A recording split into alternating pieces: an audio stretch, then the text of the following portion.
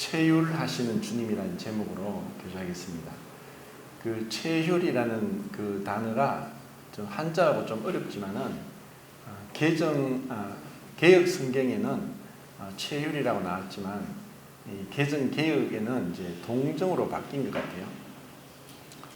그 체휼이라는 단어가 이제 두 군데 나오는데 그것하고 지금 주님께서 그 나사로의 무덤 앞에서 보이신 그 너무나 완전한 어떤 인간의 모습 그리고 그 전능한 하나님의 그 모습이 그대로 드러나는 너무나 놀랍게 조화롭게 나타난 그 장면을 보겠습니다. 우선 11장 요한복음 11장 33절부터 37절까지 읽겠습니다. 33절부터 37절까지 한 목소리로 같이 읽겠습니다. 시작.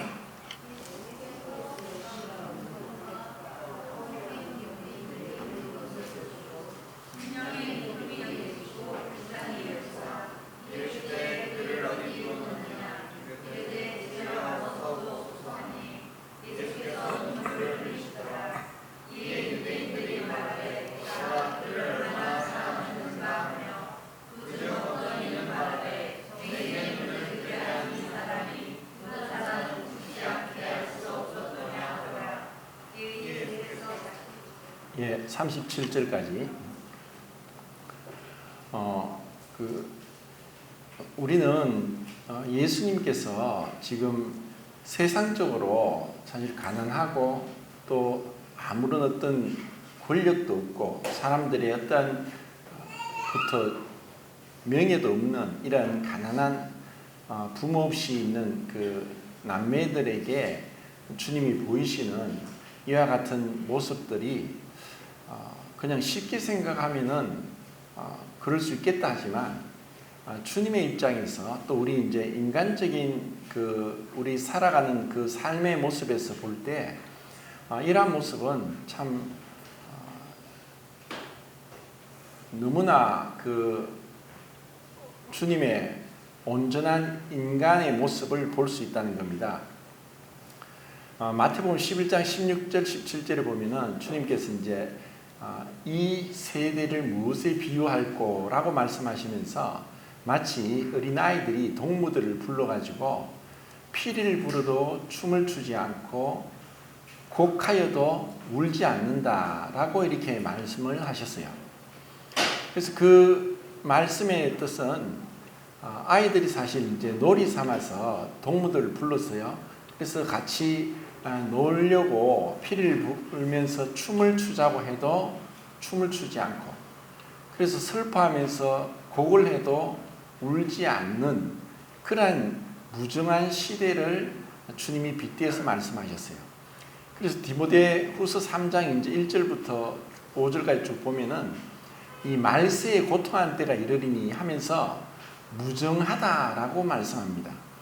그러니까 인간으로서는 마땅히 이런 감정을 가져야 되는데 그런 감정이 없다는 것을 얘기하는 거예요. 우리가 사실 그 희노애락이라는 그런 그 감정의 표현들이 사실 참 아름다운 거거든요.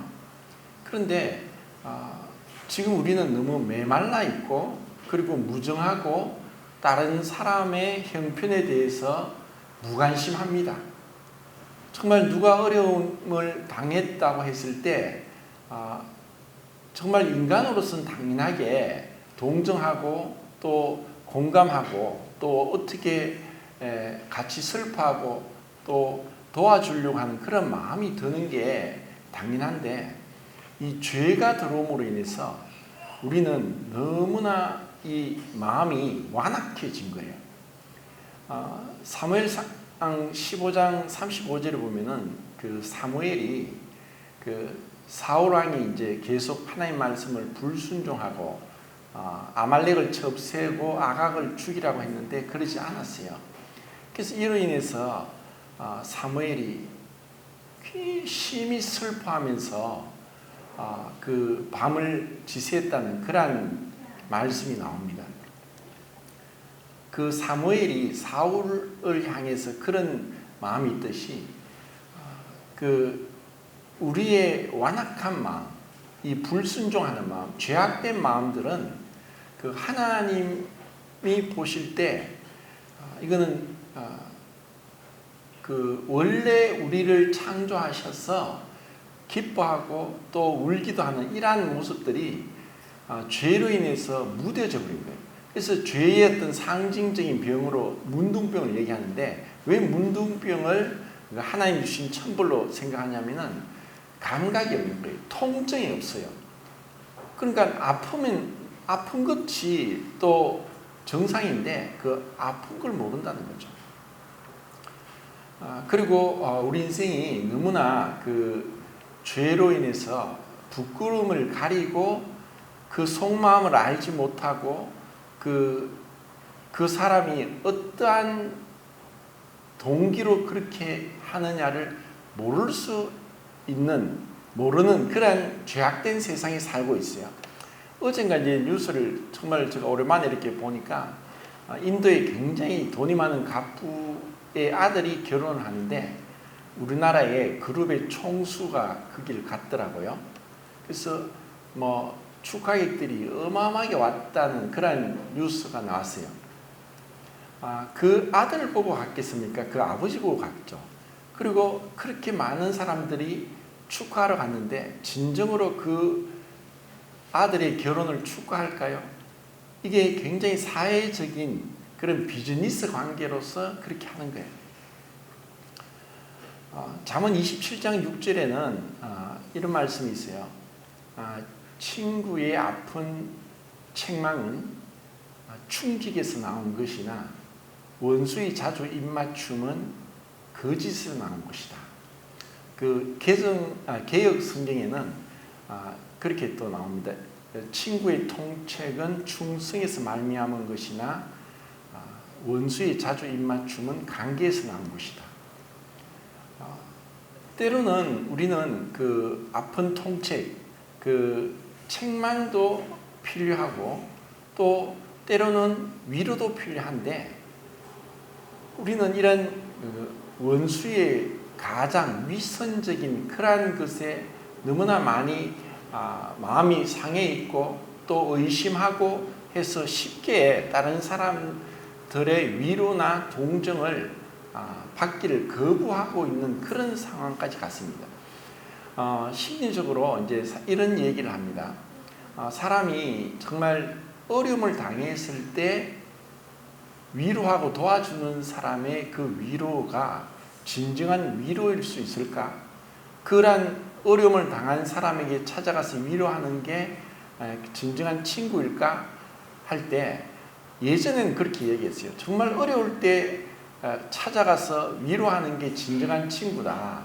잘 나갈 때는 누가 그렇게 못하느냐? 정말 힘들고 어렵고 고난을 당했을 때 위로하는 게 진짜 위로가 아닌가 이렇게 얘기하지만, 오늘날 심리학이 계속 발전되면서 이거를 어떻게 해석하냐면은, 정말 어떤 친구가 힘들고 어려운 상황 가운데 갔을 때 위로하는 것은 진정으로 그 친구를 위로하기보다는 그 친구는 지금 굉장히 어려운 상황에 있는데 나는 그 친구보다 나으니까 그것을 보고 스스로 자신을 위로한다. 또 이렇게 심리적으로 해석을 하는 거예요. 그러니까 참 사람이 참 무서운 거죠. 그리고 어떤 부분에 사람이 잘 나가면은 뭐 모든 게 하는 일마다 잘 되고 성공하고 큰 뭐 업적을 이루고 하면은 사람들이 좋아할까요? 경계하고 또 그냥 침묵하고 뒤로 돌아갑니다. 왜냐하면은 자존심이 상하고 비교가 되니까.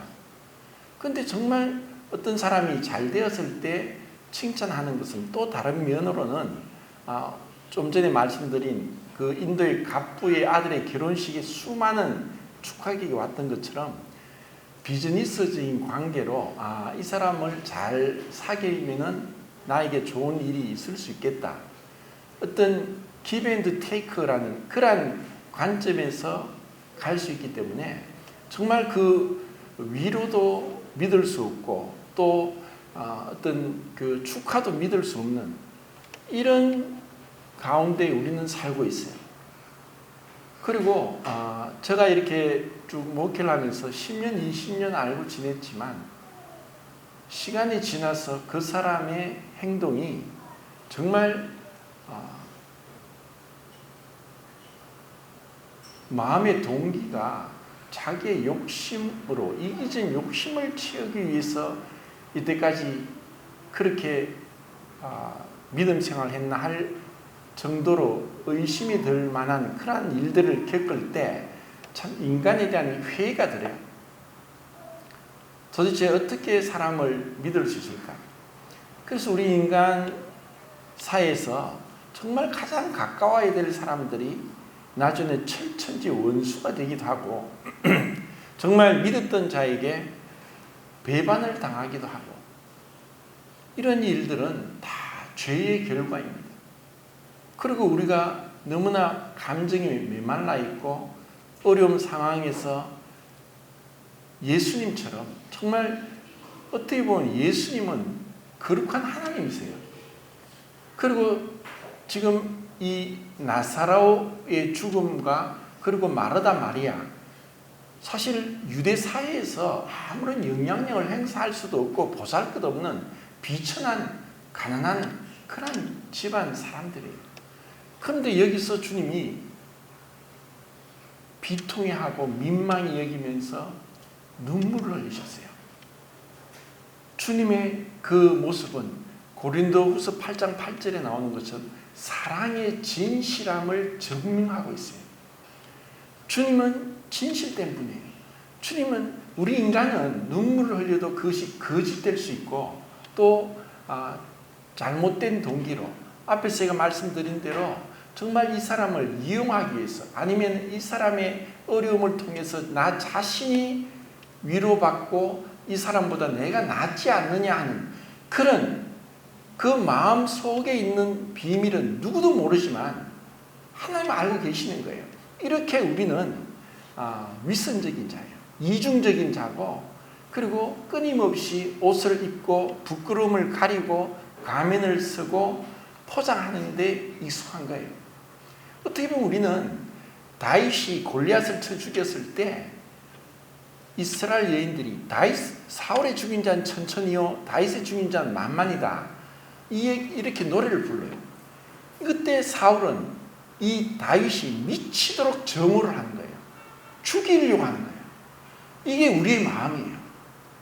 정말 요나단이 이 다윗을 향해서 마음이 연락해서 그를 지극히 사랑해서 자기 갑옷도 주고 칼도 주고 이러한 진실된 우정을 보이기가 심히 어려운 게 우리의 모습이에요. 우리는 요나단처럼 행동하기보다는 사울처럼 행동할 때가 너무 많은 거예요. 사촌이 땅을 사면 배 아프다고 하는 말은 우리 마음의 내면에 이 악한 마음들이 그대로 드러난 거예요. 주님이 지금 이렇게 보잘것없는 가난한 이 오누이들이 살고 있는 그곳에서 그 죽음 앞에서 주님은 진실된 사랑의 진실함을 보이고 계시는 거예요. 그리고 주님은 히브리서 13장에 어제나 오늘이나 영원토록 동일하신 분, 하나님으로서는 영원하게 동일하시지만 인간으로서는 인성을 가지신 그 분으로서는 키가 지식이 자라가시면서 우리의 모든 질고를 지고 슬픔을 아는 슬픔의 사람이었고 또 우리를 깊이 동정할 수 있었던 거예요. 분명히 주님은 나사로를 살리시고 또 살려낼 수 있는 능력을 가지고 계시고 하나님의 영광을 위해서 일부러 나사로에게 빨리 오지 않고 지체함으로 인해서 죽음을까지 가도록 하신 것은 우리가 알아요. 그런데 주님의 이 눈물은 비통해하고 민망해하면서 눈물 흘리신 것은 마르다와 마리아와의 공감이고 그들을 동정하고 그들과 함께 하겠다는 거예요. 이러한 그 주님의 모습에서 우리는 어떤 삶이 진정한 인간적인 삶이고 주님이 원하는 그리고 우리가 이전에 옛사람 아담으로부터 물려받은 그 모든 죄성을 벗어버리고 어떻게 새로운 삶을 살아가는가를 이 주님을 통해서 온전하게 보여주신다는 거죠. 우리 인간은 죄가 들어왔을 때 형이 동생을 죽인 거예요. 죄는 이렇게 무서워요. 누가 어떤 아무 연고 없이 묻지마 살인이 아니라 자기 부모부터 난 동생을 죽인 것이 죄의 결과란 거예요. 그리고 쌍둥이도 야곱가에서도 에서가 야곱을 죽이려고 하니까 야곱이 빈손으로 지팡이만 들고 도망을 가버린 거예요. 죽을 것 같아서. 이것이 우리의 죄성의 모습이에요. 그런데 정말 우리가 누군가의 어떤 슬픔을 두고 진심으로 애통해하고 울고 위로할 수 있는가? 우리가 살면서 이렇게 마음을 터놓고 진실되게 거짓되지 않게, 그리고 어떤 내가 약삭빠른 꾀를 부리지 않고 친밀한 이런 교제를 하는 것이 정상인데, 제가 살면서 이렇게 친밀하게 가까이 지낼 수 있는 그 관계를 갖는 것이 쉽지 않다는 것을 보게 됐습니다. 정말 나에게 흔히 함스콘옹의 그 시도 있죠. 한 사람이라는 시도 있죠. 모든 세상 사람들이 다 나를 손가락질해도 나를 응원해주고 위로해주고 나를 도와줄 그 한 사람이 있느냐? 주님은 우리를 정말 위로하시는 거예요. 정말 그분의 모습을 체휼하신다. 그 몸으로 같은 입장에 들어와서 고통을 느낀다. 이 단어가 이제 그 성경에 찾아보니까 5군데가 나와요. 그리고 그 써진 단어는 3가지인데, 우선은 그 베드로전서 3장 8절을 한번 보겠습니다. 베드로전서 3장 8절.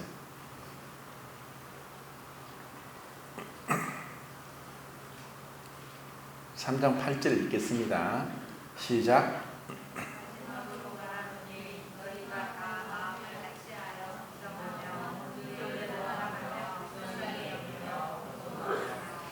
예, 여기서 이제 5가지 형용사가 나오는데, 베드로 사도가 마지막으로 말한다 하면서 5가지를 얘기했어요. 우선 이제 마음을 같이 하며, 자, 여기서 마음을 같이 한다는 것은 우리는 절대로 어떤 의견이나 생각이 절대로 같을 수 없어요.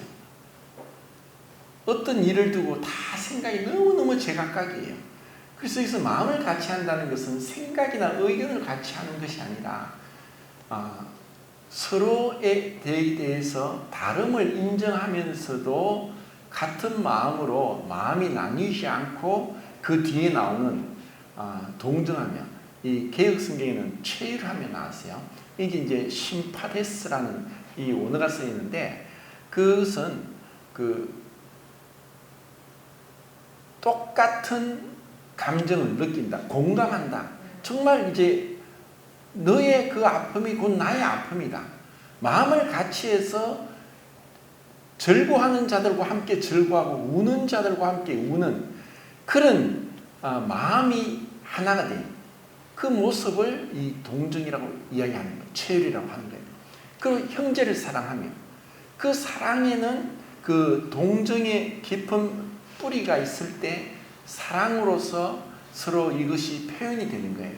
그리고 형제를 사랑하며, 그리고 그 다음 뭐죠? 불쌍히 여기며. 이제 불쌍히 여기는, 사실 불쌍히 여기는 거나 사랑이나 또 동정이나 사실 같은 뜻인데, 그 불쌍히 여기는 마음이 있을 때 우리는 어떤 비교로서부터 아니면 또 상대적인 어떤 그 상대적인 어떤 위압감이나 또 그런 것으로부터 우리 심리의 미묘한 이러한 것들을 다 벗어버리게 하고 그 상태 자체만을 바라보고 사랑하고 동정할 수 있는, 그게 사실 불쌍히 마음이에요. 그리고 겸손하며. 자, 이것이 우리에게 마치 주님께서 나사로의 죽음 앞에 마르다와 마리아의 슬픔에 공감하면서 분통히 여기시고 우셨던 그 모습을 우리는 여기서 볼 수 있는 거예요. 그래서 우리에게 이런 마음들이 다른 사람을 향해서 진실되게 내가 어떤 사람을 통해서 내 어떤 이득을 챙기고 또 내가 앞으로 이런 그 관계를 통해서 얻을 것을 얻고자 하는 그런 얄팍하고 계산적인 마음이 아니라 순전하게 순수하게 사랑의 진실함으로 이런 모습을 보여주는 것이, 이것이 우리 성도의 삶이 되어야 된다는 거예요. 여기서 이제 베드로가 그렇게 말을 하는 거예요. 자, 그리고 두 번째는 로마서 8장 17절인데 한번 찾진 않겠습니다. 그 8장 17절과 고린도전서 12장 26절에 그 이제 동일한 언어가 써 있는데 심파스코라는 단어가 써 있어요. 그래서 이제 함께, 쉼은 함께, 파스코 고통이거든요. 함께 고통을 당한다. 그 뜻으로 로마서 8장 17절에서는 우리가 그리스도와 함께 된 후사요, 상속자요, 또 하나님의 자녀로서 그리스도와 함께 된 상속자로서 그리스도와 함께 영광을 받기 위해서 함께 고난도 받아야 될지니라 라고 말씀하는 거예요. 그래서 주님의 우리에게 주실 영광은 그 고난을 통해 영광이 왔기에 우리가 이 땅에 살면서 이스라엘 백성들에게는 이 땅에서 축복을 약속했지만 그리스도인들에게는 이 땅에서 축복은 얘기하지 않았어요. 고난을 받으라. 복음과 함께 고난을 받으라. 이 주님이 가신 그 길을 따라가라는 거예요. 그래서 함께 고난을 받아라는 거예요. 주님이 걸어가셨던 것처럼 우리가 그렇게 할 때에 더 우리는 주님을 알게 되고 가까워지고 또 주님과의 연합된 마음으로 들어갈 수 있다는 거예요.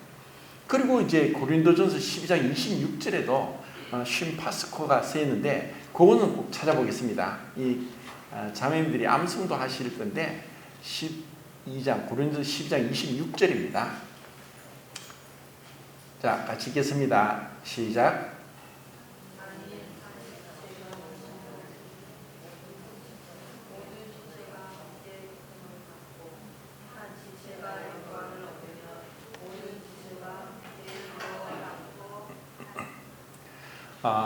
자, 한 몸의 지체가 되어서 우리 몸에 이 몸의 비유를 통해서 만약에 손가락에 가시가 찔려도 온몸이 아픈 것처럼 손가락만 아픈 게 아니라 온몸이 아픈 거예요. 하나로 연결되었으니까 하나의 동질성, 연대 가운데 있기 때문에 그래서 여기서 그 함께 고통을 당하고 함께 영광을 받는 이러한 한 몸으로 우리를 부름을 받았다는 거예요.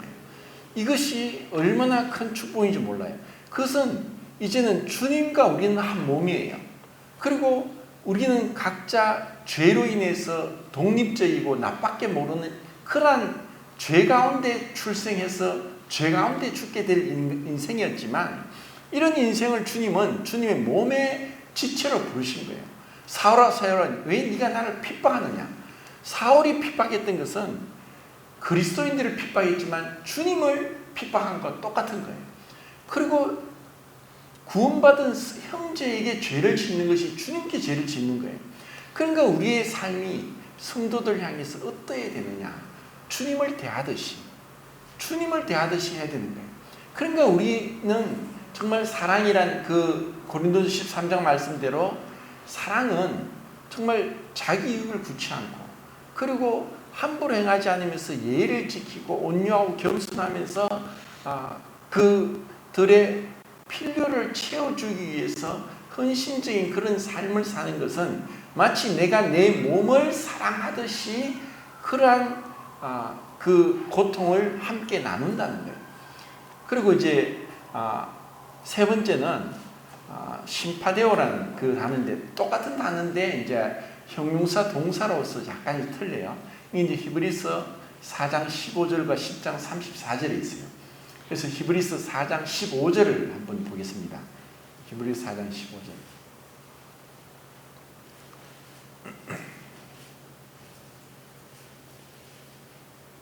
시작.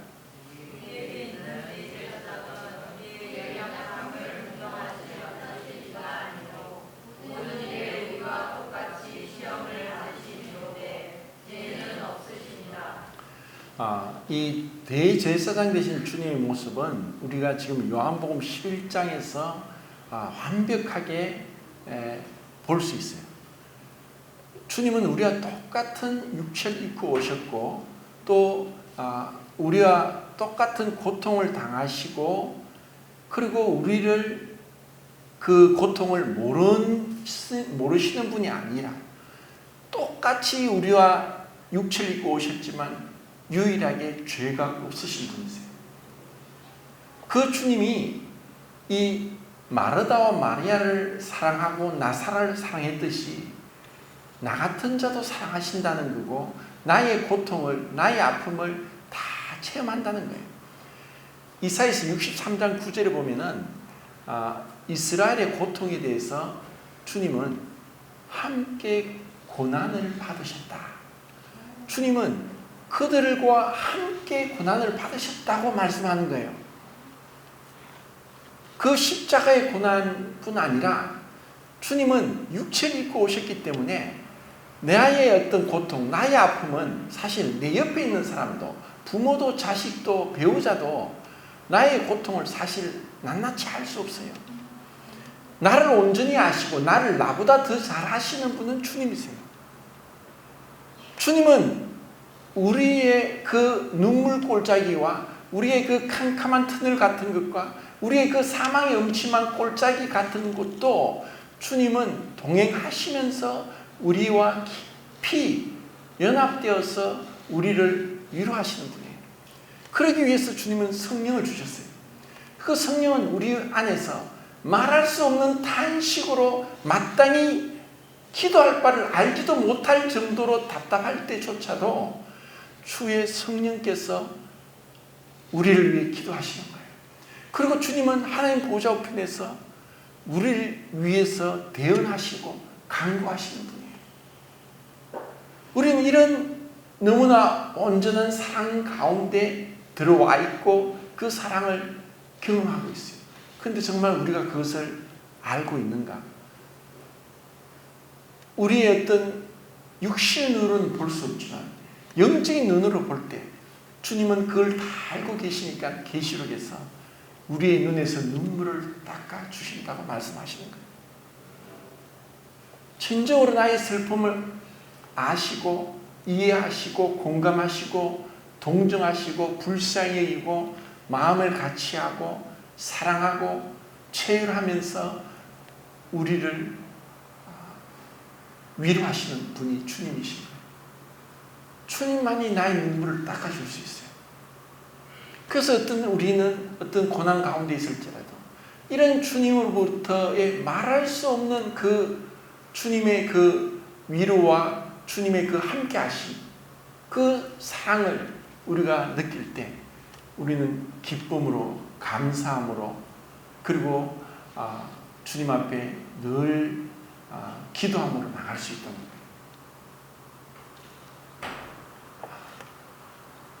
지금 그 예수님께서 이렇게 눈물을 흘리시는데 유대인들이 그것을 보고 비꼬듯이 비아냥거리는 모습을 봐요. 저가 눈물 흘린다? 그렇게 저를 사랑했나? 지금 이렇게 얘기하는 사람들은 전혀 낯선 사람이 아니고 나사로의 죽음을 조문하러 온 조문객이에요. 근데 그들은 아까 말씀드린 대로 비즈니스 관계로 어떤 이익 관계가 있는지 모르는데 왔는 것 같아요. 그들에게는 동정이 없어요. 오히려 그런 주님을 보고 정말 사랑했나? 왜 저렇게 울지? 이 얼마나 무정합니까? 이게 바로 죄로 인해서 완악해진 마음이에요. 울 때 울지 않아요. 기뻐할 때 기뻐하지 않고. 모든 인간관계가 어떻게 보면은 우리가 지금 성도의 삶을 살아가면서 우리는 뭐 출생 기쁨도 맛보고 사망의 슬픔도 같이 겪으면서 같이 함께 하는 거예요. 근데 그렇게 하면서 정말 우리는 그 사람의 속을 몰라요. 정말 주님으로 인해서 우리가 비록 작은 교회지만 성도들과 함께 동고동락하면서 슬픔을 나누고 기쁨을 같이 하면서 그 기쁨을 누리는 그러한 것들이 시간이 지나면서 정말 그 사람이 마음이 변하고 돌아서고 하는 것을 볼 때 아니 저 사람 우리를 이용했나? 하는 이런 끔찍한 생각이 들 때 죄가 얼마나 무서운지를 보게 되는 거예요.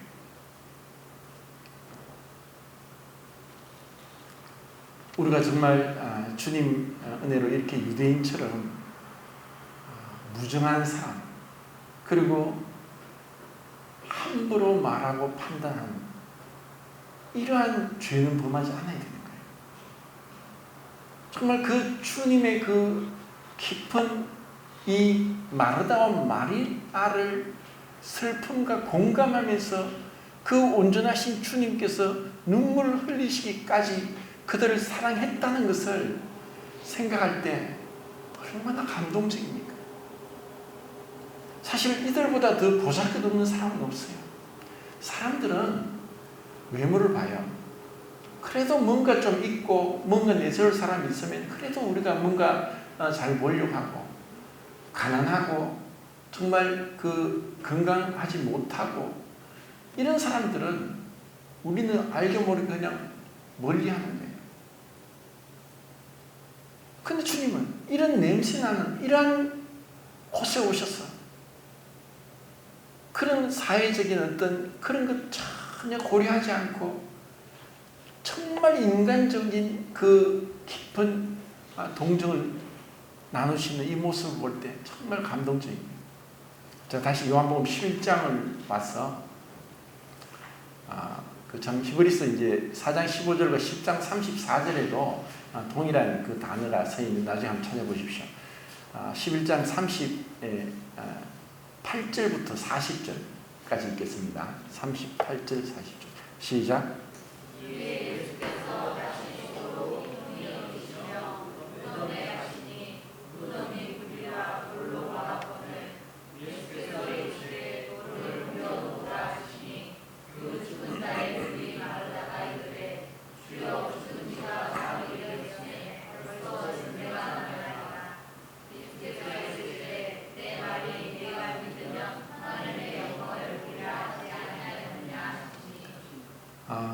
자, 주님이 이제 이 구절에서 네 마디 말씀을 하시거든요. 어디 두었느냐? 돌을 옮겨 놓아라. 나사로에 나오느라. 풀어놓아 다니게 하라. 이 네 마디 말씀하시는데 주님 몰라서 하시는 것도 아니고 주님이 그런 할 수 없어서 하는 것도 아니에요. 어디 두었느냐? 정말 그들에게 그 나사로가 이제 죽어서 돌무덤에 있다는 것을 상기시키시고 우리는 이제 절망이에요. 끝이에요. 더 이상 어디 두었느냐? 어떡할 거냐? 이미 장례를 끝냈는데 갈 필요가 뭐 있어요? 근데 주님은 어디 두었느냐? 그 장사 지닌 인간의 절망, 인간의 한계 상황까지 우리를 이끌고 가시는 거예요. 그리고 돌을 옮겨 놓으라. 주님이 말씀 한마디로 돌을 옮겨 놓게 할 수 없을까요? 그런데 주님이 그 말씀하신 것은 이제 그들로 하여금 진정으로 믿음으로 주님을 보게 하는 거예요. 돌을 옮겨 놓아라. 죽은 자를 살리시는 능력을 가지신 분이 돌을 옮겨 놓을 수 없는 분이 아니라 돌을 옮겨 놓으라고 할 때 뭐라고 합니까? 벌써 나가게 된 냄새가 납니다. 주님 그러지 마십시오. 냄새가 나지 않습니까? 썩어서 냄새가 난다. 아니 어떤 면에서는 주님 이제는 왜 필요 없는 행동을 하십니까? 돌을 옮겨 놓아서 냄새나는 어떻게 하겠습니까? 아직까지 주님의 능력을 모르는 거예요. 어쩌면 우리도 마찬가지예요. 주님 안 돼요. 끝이에요. 주님 어디 계십니까? 할 수 없어요. 우리는 늘 그 상황을 보고 안 됩니다. 못합니다. 끝이에요. 돌을 옮겨 놔. 냄새가 납니다. 주님 이렇게 해서 괜히 주님께 어떤 불명예가 되면 어떡하겠습니까? 이런 인간적인 마음으로 마치 우사가 벗개가 뒤에 낙에 싣고 가던 소 수레에서 떨어질 영을 잡으려고 했을 때 죽었어요. 우리가 마치 하나님을 보호한다고 하는 이런 착각을 할 수 있어요. 냄새가 나니까 차라리 그러지 마십시오. 불가능합니다. 이렇게 얘기하는 것 같아요. 근데 주님은 옮겨 놓으라. 그리고 주님은 나사로야 살아나라라고 하지 않고 나사로야 나오너라라고 했어요. 이것은 그 주님의 명령에는 떠나갔던 영혼을 불러오고 썩은 냄새가 나고 진물이 나는 그 살이 다시 살아나고 그 가운데 그가 생기를 얻어서 산 사람처럼 나와서 정상적으로 순식간에 말씀 한마디로 그 기적 같은 일이 일어난 이 모습을 이 주님의 말씀 한마디에 볼 수 있는 거예요. 그런데 수족을 얼굴로 유대인 장례법대로 얼굴을 배로 싸고 몸을 다 배로 쌌어요. 배로 쌓인 채로 나오는 거예요. 주님은 이 자에게 풀어놓아 자유롭게 하게라. 우리가 은혜를 구원받았지만 마치 이 나사로의 몸에 있는 배를 푸는 것 같은 일을 교회에서 하는 거예요. 구원은 온전하지만 우리의 신분은 완전하지만 상태는 불완전해요. 그래서 어떻게 보면 옛사람 모습 그대로 행동하기도 하고 그런 것들을 우리는 하나하나 벗어버리는 그 일들이 교회 안에서 주님 나라 하기까지 이 교회에서 이루어지는 거예요. 근데 그것은 어떻게 보면은 하기 싫고 쉽지 않은 거예요. 어떤 부분은 생각할 줄 모르죠. 아니 이게 냄새가 나는데 어떻게 그걸 풀지? 아니에요. 안에는 온전해졌어요. 우리의 속 사람은 완전해요. 새 사람은 완전해요. 근데 우리 그 사람은 낡고 후패하고 계속 약해지는 거예요. 이런 것과 똑같이 그리고 주님은 그런 가운데 그 말씀하기 전에 아버지 내 말을 들으신 걸 감사합니다. 끊임없는 아버지와의 그 교제 그 관계 속에서 그 기도 속에서 아버지 영광을 위해서 그렇게 행하는 철저하게 주님 앞에 아버지 앞에 순종하면서 긴밀한 교제를 하는 조금의 거리낌도 없이 완전한 연합 가운데 있는 아들과 아버지의 모습을 우리는 여기서 보게 되는 거예요. 이 얼마나 아름다운 모습입니다. 그래서 이렇게 요한복음에 예수님의 기적을 7가지 마지막에 이것을 둔 거예요. 그리고 공관복음서에서 마태, 마가, 누가에는 이 기적을 기록하지 않았어요. 여기서 우리는 너무나 놀라운 주님의 하나님으로서 신성의 능력을 가진 죽은 자를 다시 살리시는 능력을 가진 하나님의 모습을 보게 되고 또 너무나 인간적으로 눈물을 흘리시면서 우리의 깊은 고통을 같이 나누시는 그 인간적인 모습이 완전히 완벽하게 조화롭게 나타난 그 주님을 보는 거예요. 이분이 바로 우리의 주님이에요. 이런 대제사는 우리에게 합당합니다. 거룩하고 악이 없고 더러움이 없고 죄인에게서 떠나 계시고 우리를 위해 간구하실 수 있는 우리의 고통을 알고 우리의 고통을 깊이 체험하시고 나누면서 우리를 위로할 수 있는 그 주님을 우리는 여기서 보는 거예요. 이제 시간이 많이 지났습니다. 요한복음 11장에서 이 주님의 이 아름다운 모습을 보고 우리가 그 주님의 발자취를 따라갈 수 있길 바랍니다. 이상입니다.